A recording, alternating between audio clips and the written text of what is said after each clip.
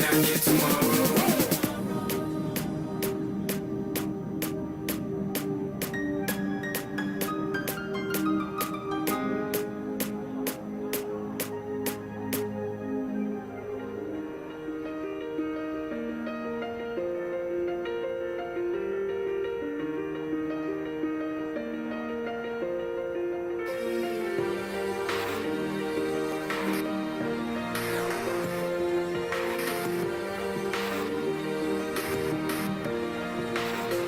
Yeah, you can be the greatest, you can be the best.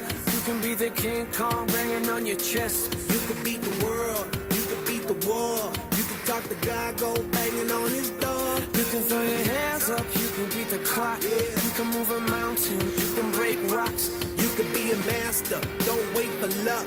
Dedicate yourself and you gon' find yourself. Standing in the Hall of Fame. Yeah, And the world's gonna know your name. yeah, 'Cause you burn with the bright flame. yeah, And the world's gonna know your name. yeah. And you'll be on the walls of the Hall of Fame. You can go the distance, you can run the mile.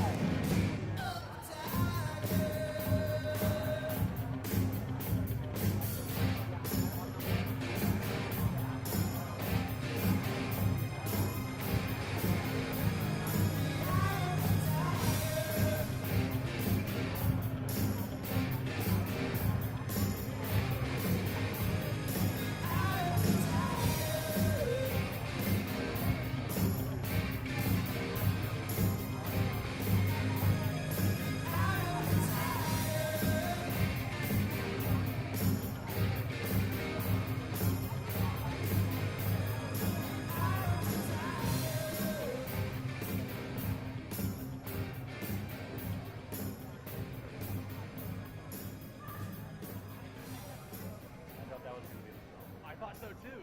I wasted that one.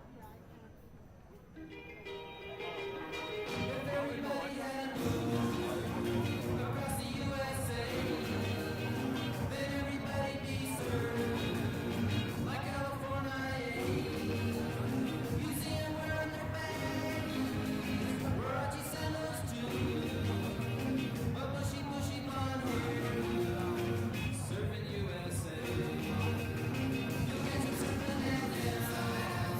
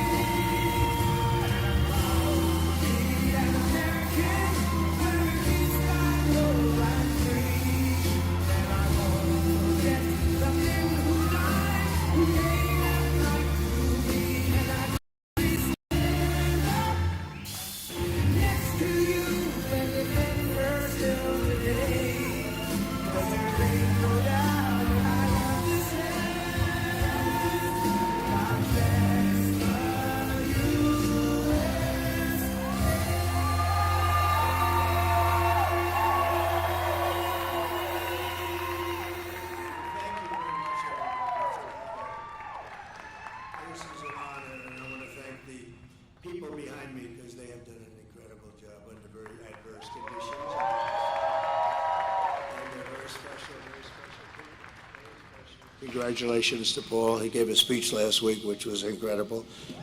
I mean, they endorsed me, so I have to think it was incredible. So thank you all very much. It's a great group of people. They love our country. Before we begin, I want to address the unconstitutional decision issued today by a radical judge appointed by Biden, and it just came down in Virginia, illegally allowing non-citizens to vote in our elections. In fact, a poll came out, 87% of the people disagree, so that's pretty good amount, isn't it, Ted, huh? The outrageous decision goes against the very bedrock of our democracy, and thankfully, Virginia Governor Glenn Youngkin, who's doing a terrific job, is working hard to fix this problem. They found thousands of illegal votes, and the judge said, you didn't do it in a timely fashion. They did it a long time ago. As legal scholar Andy McCarthy just said, and very correctly, how can non-citizens be allowed on the voter rolls if their voting is a federal crime? Constitutional law professor Jonathan Turley, two great guys, by the way, also notes that it is a crime to be a non-citizen voter.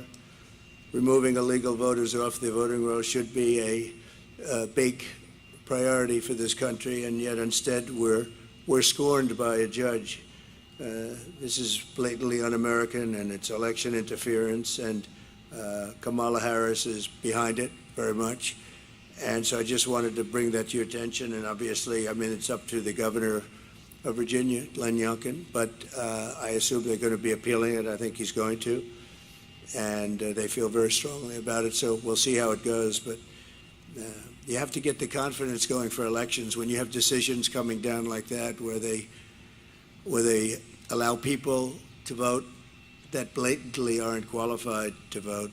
It's pretty sad for our country. We have enough problems with the elections. It's about confidence. We're here today in the great state of Texas, which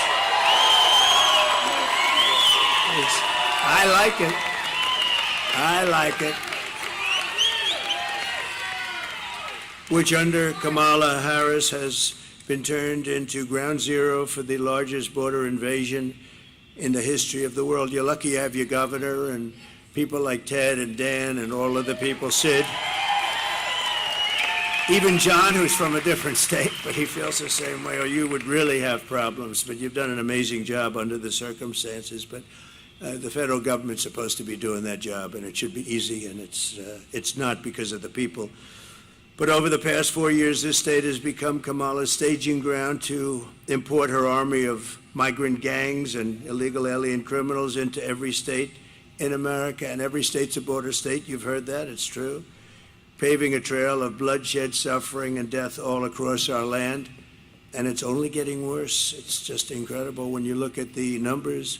21 million people at least during this 3.5-year period, and many of them, as you know, are murderers, drug dealers, people from jails. They're letting their people out of jails and bringing them right into our country. We're like a dumping ground.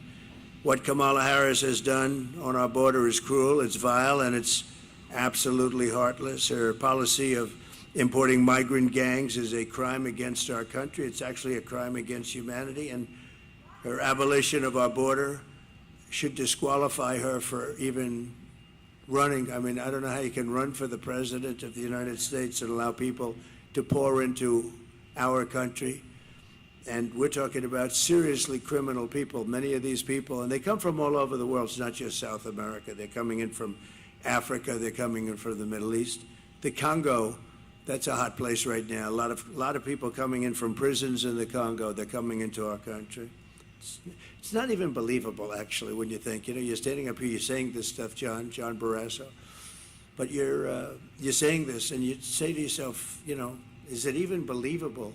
It's sort of like, actually in a smaller way, but still very important, men playing in women's sports. Who would want that? But, you know, 10 years ago, you would never say that, and then you have the transgender operations all over the place, and you're saying this, and you have parental guidance, and we want our child to be parentally guided And you have to make apologies for the fact that they're not, but they're going to be, and we're going to bring that back. We want our parents. We want our parents. But you know, if you go back 10 years or 15 years ago, if you ever made a speech like that, they'd say, this guy's crazy. What is he talking about? Those things would never happen, and they didn't happen until a certain time ago with the radical left. No person who is responsible for so much bloodshed on our own soil can ever be allowed to become president of the United States. And I think she's coming here today. She doesn't want to go to a swing state because she's losing so badly in those states. So she decided to come to Texas, and I'm sure she'll be treated very nicely. Today, she picked the wrong place. I think she picked the wrong place. What do I know about politics? I haven't done it that long, actually. But today, Kamala is here in Texas to rub shoulders with woke celebrities. Isn't that exciting? But she's not going to meet with any of the victims of migrant crime while she's here. We have many of them right here, the families. We have many of them. And they're incredible people, what they've gone through, the hell that they've gone through, and will continue to go through, unfortunately. She'll not speak to the grieving mothers from whom she has stolen the brightest light in their life. She was in charge of this border, and she doesn't like being called border czar anymore. She didn't mind it almost 4 years ago, but now she doesn't like it. But you don't need that term. She was in charge of the border. She never came here, and she never made one call to these people behind me or anybody in the group, not one call. She's in charge. She deals with Border Patrol. She hasn't made, Paul, not one call in 4 years. So we're joined today by a Texas mom, Alexis Nungu from Houston, a great woman. This past June, thank you. Great one. Where is Alexis? Where is she? Come up here, Alexis. Come up here. So this past June, Alexis's 12-year-old daughter, her precious angel, as you say, Jocelyn, we all called her that. We feel we know Jocelyn, and she's had a big impact, Alexis, you know that, right? She's had a big impact. Walked to a nearby convenience store. Jocelyn was kidnapped, tied up, assaulted, and I'm not going any further than that. I'm standing with the mother, and horrible things happened to her, to that young, beautiful girl. And the animals arrested for Jocelyn's barbaric murder are 2 illegal aliens believed to be members of the savage Venezuelan prison gang known as Tren de Aragua. And they're all over the place now. They're all over our country. They were in Aurora, but Aurora's now the least of it. They've taken over buildings in Aurora. The government, a radical left Democrat, weak person, doesn't know quite what to do. He's always got a big mouth when he talks about other things, but he has no idea what to do. And they have weapons of military grade. You say, how did they get those weapons?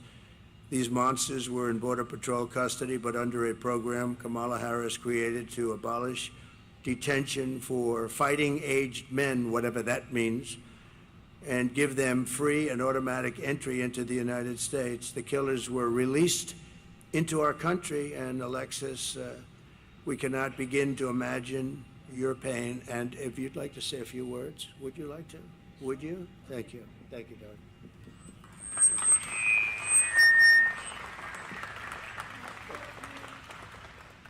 I want to thank everybody for Donald Trump, really, for the opportunity to be able to say my daughter's story. I know everybody knows somebody that was like her. She was 12. She was going to be a 7th grader, preteens. They think they're invincible. And she was just being a child. And due to the Biden-Harris policies we have here are why she's not here anymore. She was taken from her vulnerability, and they made her a target and ran with that. And now I will forever be a grieving mother, and my son will forever be a grieving brother who will no longer get to grow up with his sister. Kamala Harris has never reached out to me just even as a human, to give her condolences as a humane person running this country.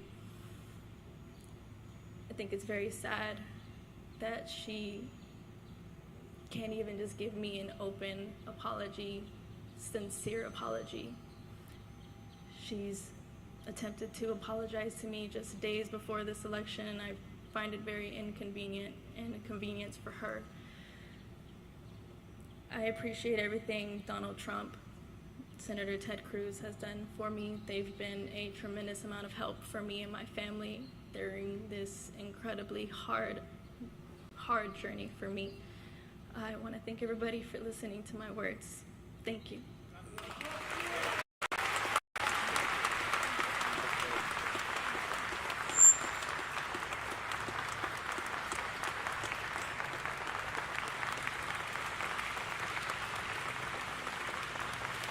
So I want to thank you, Alexis, and we will never forget Jocelyn. We're not going to. We've all seen her picture. It's blazed into our minds, and the violence and viciousness, and nobody calls, nobody talks. And we have many others like that. The 13 soldiers that were killed so horribly in Afghanistan, nobody called them. Nobody calls them. But certain people they call, but they don't call them. They weren't called, they weren't treated properly. They were treated very badly, actually. And many others, including some of the people in this room, nobody calls. I don't know, just from a human standpoint, I call, it's like, you can't do much because it's done. We could have done much if we were running things, Ted. We would have had strong borders, we would have had all the things, at least they would have had a real good chance of not having been caught up in this crime wave that's happening. It's a crime wave. The number of people coming in, we have no idea what the number is. I say 21 million. A lot of people think it's more than that. And then you start talking about the gotaways. I think the gotaways could be, Dan, double that. Who knows what it is? They're running into the country. We have no idea. That we call them from parts, I call them from parts unknown. As of 2 weeks ago, Tom Homan told me it was 181 countries were represented and people pouring in. So it's no longer just a small group of people from the 3 or 4 countries that we're accustomed to talking about. In an interview last week, Kamala Harris was asked directly if she would apologize to Alexis for letting in the savage killer that took Jocelyn's life, and Kamala Harris refused to take any responsibility whatsoever. She refused to own up to the fact that open borders and totally unchecked, it's not even open borders. Open borders are horrible, and how stupid are they? How stupid. We're the only country in the world that has this. But they don't even check them, they don't vet them, they don't know who they are, they don't know where they're going. They just come in, and then they fly them over, you know? When the border got a little bit tougher because people were getting angry and just, we had citizens standing at the border wanting to do, and then they get in trouble because they want to do the job the federal government's supposed to be doing. But she refused to own up to it. And last night she said she wants to make strong borders. I mean, what she did last night and the night before, the town hall with Cooper was just unbelievable. Allison Cooper got so angry. But think of it, never an apology, never a phone call to anybody. So thank you very much, Alexis. We're going to get this thing straightened out. We're going to get it straightened out. We got to get it straightened out. Just from the standpoint of our heart, no calls, no nothing. Worst of all, Kamala refuses to stop importing these killers into our country every day. She brings in more. She's got no remorse at all for the innocent blood that's on her hands, and the blood is on her hands, and Biden too, but Biden doesn't know where the hell he is, so what difference? I just saw him, he's making a speech somewhere, and he screwed it up pretty badly. But he's got his glasses, the whole deal, you know, standing outside, wind blowing. He doesn't look great for us. He doesn't look, that's not what we want. That's not what we want. President Xi used to look at him and still does, I guess, right? But He used to just, he just said, oh, this makes me so happy, he says. And Putin and the whole group, Kim Jong-un, they're tough guys out there. They're tough and they're smart and they're streetwise and they're at the top of their game. And we don't have that. That's very nice. Thank you. What a good line that is. She said, that's why we have you. Thank you very much. Wow. Do you know that woman? You know that one? That's very good. Thank you. It's very nice. Thank you very much. 2 days ago, she said she could not think of any mistakes that she's made. She was asked a question. Can you think of anything that you would do different? Can you think of any mistakes that you've made? No, actually, she couldn't think of it. Not, it's about as good. She could say, I would have strengthened the border, I would have lowered taxes, I would have, there are about 500 answers she could give, and you're out of that question, right? She couldn't think of a thing. You know, the worst of all, though, really is 325,000 young children are possibly dead, but many of them are dead, but they're sex slaves, or at a minimum, they're missing. They'll never see their parents again, most likely. We'll do everything we can when we come back. I don't know, it's very far down the line. We're going to do everything we can to get it. But think of what that number represents, Dan. 325,000, and the fake news media doesn't even talk about it.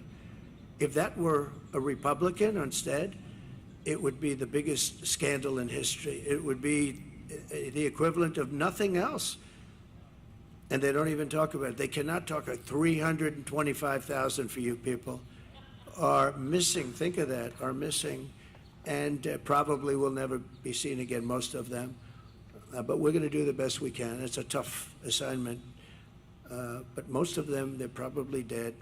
Under Border Czar Harris, there are 13,099 illegal aliens convicted of murder that were released from jails and prisons and penitentiaries, and they were set loose into the United States of America. We're like a garbage can.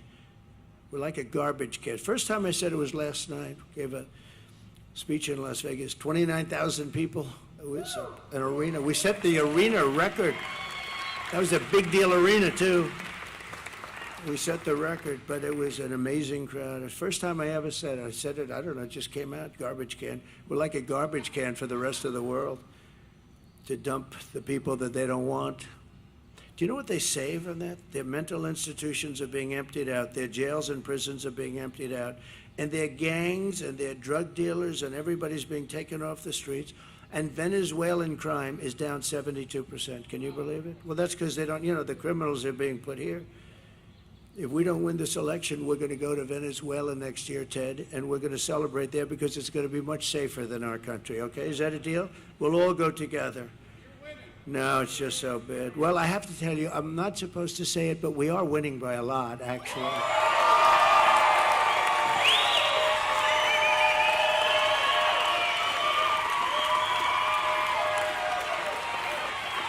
And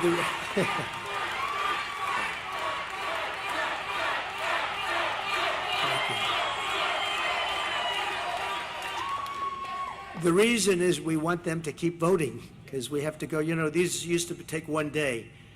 Now they go on forever.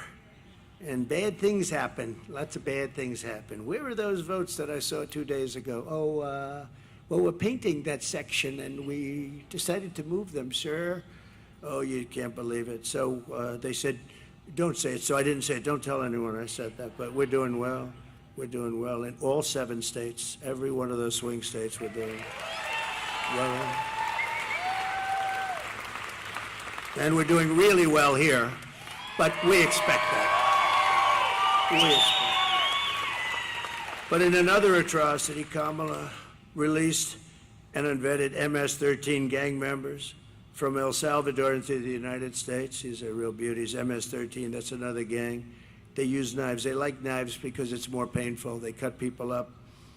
They killed 2 young students walking to school, 2 beautiful young women, young girls.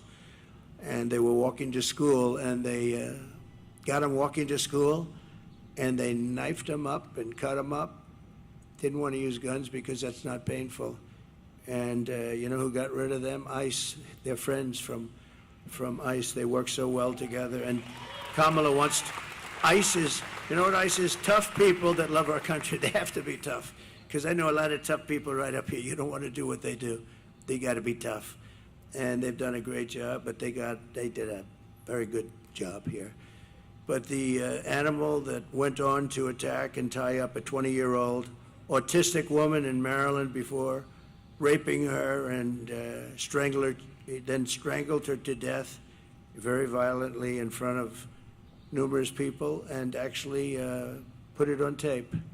Put it on tape. These are the people we're bringing into our country. In New York this past summer, an illegal alien released into our custody and came into our country by Kamala. You know, I never use the word Harris because nobody knows who I'm talking about. When I say Harris, they say, who the hell is Harris? It's true. If I said VP Harris, nobody knows who it is. Can you believe she's a VP? A VP, how about the guy she's got? That's worse. I'm not sure. It might be worse than her. Well, she lived by the old adage, always get yourself a bad VP. And she's got one. We were very happy when we heard that choice, but we didn't know he was as bad as he did. He's a disaster. But Kamala approached two 13-year-old children with, think of this, these people that she let in with machetes, knives, guns, in broad daylight, forced them into the woods, tied them up together, their wrists, everything, raped the young girl, park, filmed the entire thing, put it on camera, put it out for everybody to see, badly injured this person and somebody with her too, really badly. In Georgia this year, and you know this, everybody knows this, except Biden, he didn't know how to pronounce her name after pressure because he didn't talk about it either, Alexis. He refused to talk about it. Then he was actually forced to because it got so crazy. But in Georgia this year, an illegal alien criminal with ties to Trenday, Aragua, kidnapped, assaulted, and murdered a brilliant young nursing student, Laken Riley, you remember? Laken Riley, who was a beautiful, I got to meet the parents a couple of times, they're incredible, but they're like devastated. You know, you can't really say, oh, well, everything will be, it's not gonna be okay, it's not good. It's just, you can't really, there's nothing you can say, really. A lot of times they say, like to Alexis, what can I say? The only thing we can do is do something about it so it doesn't happen again, you know, and so we can do. But she murdered her while she was out on a run. She wanted to keep herself in good shape, and they got her. Her killer was yet another monster released into America through this open border policy of Kamala and her group of radical left idiots. Under the Trump administration, we will end this migrant invasion and we will deport every last criminal alien targeting our daughters and our children, our families, other people's families. They're going to be gone. They're going to be gone fast. Some are so violent, you know, we can't let them go. We can't send them in because they'll come back. But we have some pretty strong policies that we're putting into place immediately on January 20th. We're honored to be joined by many of the incredible Border Patrol agents and law enforcement heroes who will help us restore safety to America. And I'd like to invite a very special person. He made such a good speech last night. They endorsed me. And this gentleman made a very good speech. I said, you know, I'm going to have to go back and start practicing. Ted, you and I are going to have to practice a little bit. But Paul Perez just assumed the big power position from Brandon, who was a fantastic guy. He's still involved in so many ways, but they endorsed me, something they're not really probably even supposed to do. I won't get into that. But they love the country. And in endorsing, they said very bad things about her. They don't want to say bad things either. They want to say great things. Even me, I didn't know I was going to do this. We had a very good first election. We had a much better second election. We got close to 12 million votes more than we did the first time, the highest number in history. And okay. And then I saw what was happening with the country. It was so bad and so incompetent. It didn't take long. I would have preferred that the country was really well run. John, I would have preferred it. If the country was really, if Biden got in there and he was a great president, I would have actually preferred it. And right now I'd be on a beach or a golf course or something. I'd be doing something else. But I'd rather be in Texas with you, I can tell you that. I'd rather be in Texas with you because we're going to make our country great again, and we're going to do it. And if I could ask Paul just to come up and say a few words, and I appreciate very much the endorsement, Paul. Thank you very much. Please. Thank you, President. Thank you, President. I really respect the fact that you came out to Texas to highlight migrant crime, illegal alien crime. We've got some good people here in the front row that have been supporting the governor's efforts to do the federal government's job. And so we really appreciate that. But I want to talk about the person that's going to be coming to Houston tonight, not to apologize or highlight illegal alien crime, but to party like a fool on stage with celebrities. Instead of apologizing to the families, this is somebody who likes to brag about being a former federal prosecutor who prosecuted transnational gangs and cartel members. So she knew better, President Trump. She knew better than most exactly the threat that these people, these animals, create, the threat that they bring to our communities that will harm our families. And these scumbags listed here on these pictures here are part of the Kamala crime wave. And because of that, the Kamala crime wave has devastated cities. President Trump strikes fear in the enemies of America. That is the type of leadership that we need in this country. Just recently, the criminal cartels have greenlit firing on Border Patrol agents. They would have never done that under President Trump because they know he would send the message that if you touch a single hair on a Border Patrol agent, I will eradicate you. That's the strength and leadership we need from President Trump. Not the clowns that are running for president on the Democratic ticket. My daughter can handle a shotgun better than Tim Walz. And he served in the military, as he claims. The Secretary of Homeland Security, also a former federal prosecutor. They know better. They should have stopped this invasion. They did nothing. They not only facilitated, but they encouraged it. This border needs to be fixed, and the only person that can fix this border is Donald J. Trump.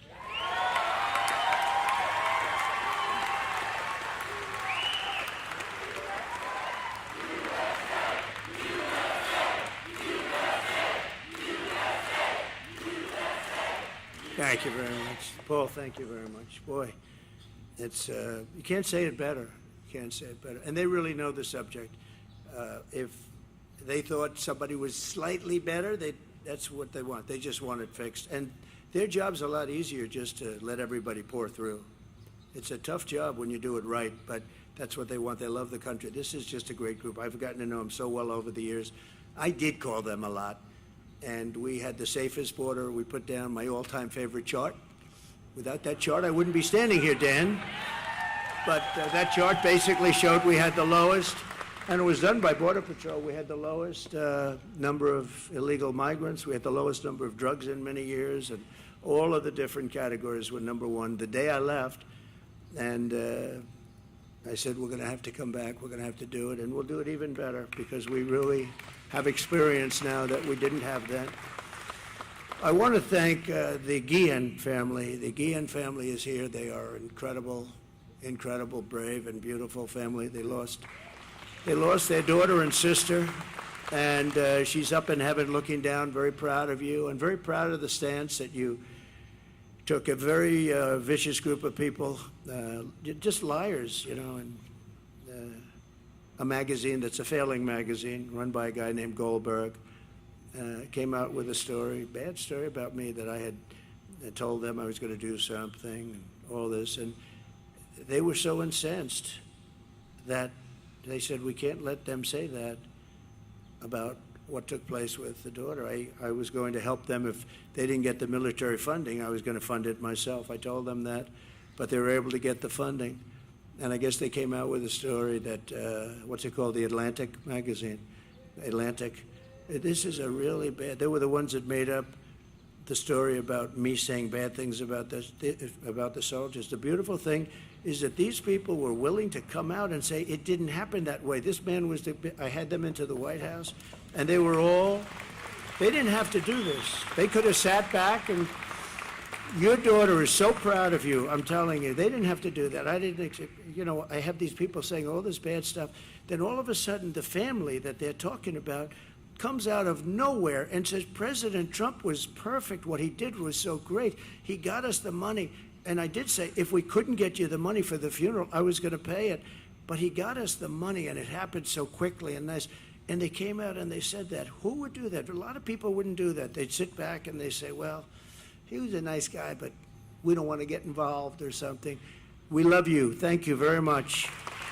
We love you. And there was phony stories by a general that got fired, and he's a whack job, total whack job, a general. It's funny, when you fire people, see, Biden has never fired anybody, but when you fire people for doing a bad job, they get a little bit angry. Somehow it just seems to work. But he was a nut job to start off with. So it's such a beautiful story. Out of nowhere, we get a call saying that problem solved. Why? Because the family came to and they said that the magazine totally lied and misrepresented. This was the same magazine that said that I said about dead soldiers that there was something, what was it, suckers and losers. Think of it. I'm supposed to be standing there over the graves of soldiers with people around me, military people or whatever, making a statement like that. Can you imagine? Can you imagine anybody doing it? I think I'd end up I may be the president, but I think somebody would start a fist fight. And probably I would say, you were right in doing it. Who would do this?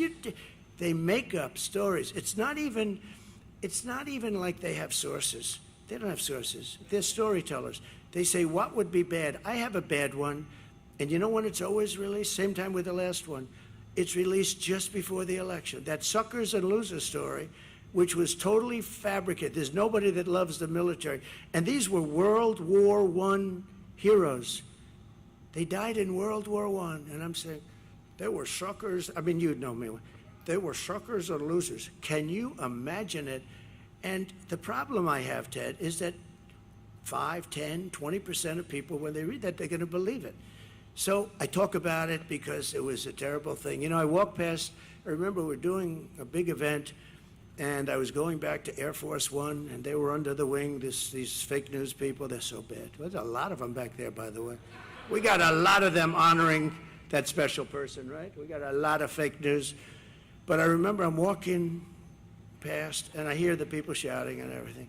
And I heard this one voice, loud, boisterous, horrible voice, say, did you call the dead soldiers from World War I suckers and losers? I said, I didn't, to myself, I said, man, that's a bad one. Because it's what? This sleazebag reporter, Goldberg, against me. I mean, and a percentage of people have to believe it, so all I can do is talk about it. But as soon as I heard that statement, I said, man, that's bad. Because to me, that's so bad. And that's what they do. These are evil people. They're a threat to democracy. And, we are not a threat. The threat to democracy is the other side. They've weaponized the courts. They've weaponized the FBI to go after people. They go after parents. They're going after Catholics. I don't know what's with Catholics lately. But if you're Catholic, you're being persecuted. Anybody that votes as a Catholic for this horrible candidate that can't put two sentences together, she can't speak. She can't put two sentences together. Can you imagine her standing with President Xi of China? I don't think so, Ken. I don't think. He would be a very happy man, but hopefully that won't happen. And based on the first 4 days, it's not going to happen. I want to thank some of the special guests we have. Senator Ted Cruz for being here, Senator Ted. And it's hard to believe he's in a race because, honestly, I don't know who would want to run against him because he's really a great senator. He's a great senator. He loves the country. He's tough as hell. He fights. He's always fighting, and and he's fighting for the state, but he's fighting more for the country than just about anybody. And John Barrasso would acknowledge that. John is one of our leaders in the Senate, and he's a fantastic man. So Ted, I know your thing is going good. I heard you were helped very greatly. You got a big pop, right? And I know you're doing great, but I just want to say he's got my complete and total endorsement. He has always will have. And you're going to have a great day, and hopefully I'm going to have a great day, and we're going to be celebrating together, and we're going to make our country, as we say, or we'll make America great again. We're going to make it great, and it's going to go faster than you think. But it can't sustain this for another 4 years. That I do believe. A very good friend, the head of my campaign from the day I ran, he called. He said, "I want to run your campaign." I said, "Well, I'm not very experienced. I'd never done this before." But he liked me, and he saw something, I guess. Dan Patrick, he's a fantastic man. And Dan, we're doing okay, I hear? Good? Okay, good. When Dan says that, that's good. And by the way, if I had any problems, he would tell me that very quickly, right? But when Dan says it, it means a lot. Thank you, Dan, very much. Appreciate it. Attorney General Ken Paxton, a really great Attorney General. Great Attorney General. Thank you. That's pretty good. That's pretty good. That's pretty good. You see, when they go after people with bullshit, they become very popular. And that's what happened to Ken. Ken was made to suffer for a long period of time, but it worked out very well. And I stuck by him, and other people stuck by him. Some of the people right there stuck by him, including that one right there. So I think Ken, I said, he's a great Attorney General. You got to stick by your Attorney Generals, and I'm very happy the way that all worked out. But you went through a lot, right? And that's why they love you, because they understand that. Agriculture Commissioner, another friend of mine, Sid Miller. The first time I saw Sid, he was on television. Alexis, he was on television, and I didn't know him at all. He was on Deface the Nation. Ladies and gentlemen, Sid Miller on Deface the Nation. That's the name I call it. They don't like it. They spend millions on PR, and then I get on and say, Deface the Nation. But they do deface the nation, and the others are just as bad. But he was on there, and they said, well, Trump is going to be in a tight race. This is when I first ran in Texas, and we had an event, and we had a line that went 10 miles long to get into a stadium, and they couldn't even get in. And he looks at the anchor. He said, listen, I'm from Texas. He's had that beautiful hat on. I love that hat. I'd love to wear it, but it wouldn't work for me, I don't think, Ken would. Ken would say, it's no good for you. Take it off, please. But now he said, I don't know where you come from, but you don't come from Texas, because this guy's going to win in a landslide. And we won in a landslide, right? So thank you. Thank you. Sid's a great guy. Thank you, Sid. Appreciate it. Land Commissioner Dawn. Oh, I like that. I'd love to be Land Commissioner. I love real estate. Land Commissioner Dawn Buckingham. Thank you, Dawn. Great. Doing a good job. I hear that from everybody. And Chairman of the Texas Republican Party, Abraham George. Thank you. Thank you very much. Thank you. Good job. So just in closing, thank you, Abraham. Great job. Immediately upon taking the oath of office, I will launch the largest deportation program in American history. We will put, and I don't like saying that, the record is Dwight Eisenhower, who was essentially a moderate, good president. General Eisenhower, good president, good general, probably a very good general, right? Better than he gets credit. He never got credit for a lot of things. He built the interstate system, actually. He should get a lot of credit. But he was a very good president. But he was a moderate guy. But he has the record for deportation because he could not stand people pouring into the country. And I think we'll break that record. Not that I want to break it, but we have no choice. We have to get all of these criminals, these murderers and drug dealers and everything. We're getting them out. And we'll put these vicious and bloodthirsty criminals in jail or kick them the hell out of our country, and we'll get them out. Ideally, we want to get them out because we don't want to have to pay for their room and board for the next 50 years, right? To expedite removals of the Trinidad Aragua group and the MS-13 other savage gangs, I'll invoke the Alien Enemies Act of 1798. Did you know that? I had to go back that far. We couldn't find anything because modern day politicians, even sort of old time, nobody had the courage of these original people. So we had to go back to 1798, and it gives you the power to target and dismantle every migrant criminal network operating on American soil, and you can get them out, and there's no problem. And at least you can't say that it hasn't been around for a while. That's something, right? And if they come back into our country, it's an automatic 10 years in jail with no possibility for parole. So, you know, because a lot of people, what happened, and it happened with Eisenhower, you'd take them out, they'd come back in, they kept coming in. So he kept bringing them further away. At some point, they didn't come back. But I'm going to do it differently. It's a 10-year system of you're in prison for 10 years with no parole. And I'm hereby calling for the death penalty for any migrant that kills an American citizen or a law enforcement officer.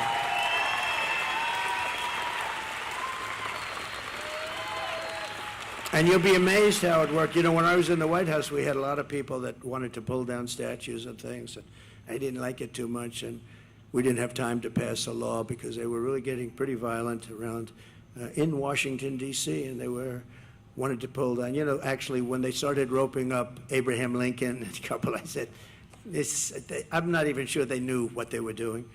But we found a law that was in the early 1900s, very tough law, that if you so much as touch in violation of anybody's word, if you so much as touch a monument or a statue, you get 10 years in jail. And I had a news conference, and the town was flooded. We had a news conference. They had actually a rope around Andrew Jackson's head, the beautiful statue. And I said, we're going to go fast. And I went out, I did it. And it was a beautiful sight. The second I announced, 10 years in jail, no probation, nothing. And as soon as I said it, everybody just sort of walked. I could see them walking. I don't want to use the term I used last night. A certain part of their body, I watched the back. I saw thousands of them, and I said, what a beautiful sight. They just left. And that was the end. We had no more problem until about 2 months ago, in D.C., where they became very violent. They were fighting with police. They were putting spray paint on our beautiful, on the lions, the beautiful lions. And, you know, they're sandstone, and that's a very porous stone. You'll see that spray paint for many years to come, like hundreds of years. You can't really get it out. It goes deep into the stone. And to the best of my knowledge, nothing happened to them, did they? They were beating up cops, or the cops were beating them up, but they were fighting. They were fighting our police, our great police. We're going to take care of our police, too, by the way. They're going to stop the lawlessness. And I'm going to end all migrant flights immediately. You know, there's still flying flights coming in with 450,000 people over a fairly short. 450,000, that's a lot of flights. And I'm going to outlaw immediately, and we're going to ask you guys to help on that, but we're going to outlaw immediately sanctuary cities. They're sanctuaries for criminals, and we're going to end catch and release once and for all. And Kamala Harris, she started this nightmare, open border, no common sense. We're the party of common sense. There's no common sense to an open border, and I will stop this nightmare immediately. November 5th, 2024 will be Liberation Day in America. So I want to thank everybody for being here. And Alexis, I want to thank you, darling. And your daughter, very proud of you right now, I can tell you. Very proud. This unbelievable family back there, thank you very much. We won't forget it. We're going to meet in the White House. We get there, I told them we're going to have lunch in the White House. All right? And that goes for you. Are we allowed to bring Alexis? Can we do that? They said yes, okay? So we're going to do that in honor of your beautiful Jocelyn, okay? Thank you. Thank you very much, everybody. We greatly appreciate it. Thank you, guys. Thank you, Ted. Thank you, everybody. Thank you very much.